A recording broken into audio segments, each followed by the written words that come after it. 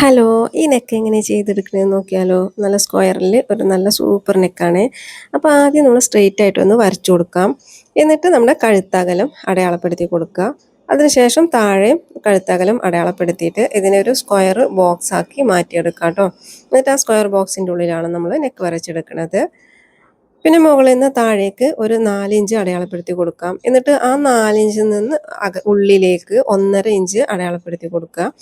പിന്നെ അവിടുന്ന് താഴേക്ക് 1.25 ഇഞ്ച്, പിന്നെ അത് കഴിഞ്ഞിട്ട് അവിടുന്ന് 3/4 ഇഞ്ച് ഉള്ളിലേക്ക് വീണ്ടും അടയാളപ്പെടുത്തി കൊടുക്കുക. പിന്നെ നമ്മൾ ആദ്യം 1.5 ഇഞ്ച് അടയാളപ്പെടുത്തിയതിൻ്റെ അവിടുന്ന് 1/2 ഇഞ്ചും കൂടെ ഉള്ളിലേക്ക് അടയാളപ്പെടുത്തി കൊടുത്തതിന് ശേഷം ഈ ആദ്യത്തെ 1.5 ഇഞ്ച് ഞാൻ ജോയിൻ ചെയ്ത് കൊടുത്തു. പിന്നെ ആ 1/2 ഇഞ്ചിൽ നിന്ന് താഴത്തെ 1.25 ഇഞ്ചിലേക്ക് അടയാളപ്പെടുത്തിയതിന് ശേഷം മുകളിലത്തെ ലൈന് ഫുള്ളായിട്ട് ജോയിൻ ചെയ്തു. പിന്നെ നമ്മുടെ 3/4 ഇഞ്ചിലേക്ക് വരച്ചു കൊടുത്തതിന് ശേഷം താഴേക്ക് ഒരു വി ഷേപ്പ് ചെയ്ത് കൊടുക്കാം.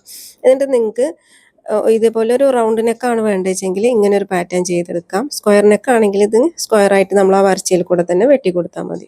എന്നിട്ട് മുകളിൽ ഞാൻ ഇതുപോലെ ഒന്ന് വരച്ച് കൊടുത്തതിന് ശേഷം നമുക്കിത് വെട്ടിയെടുക്കാം കേട്ടോ.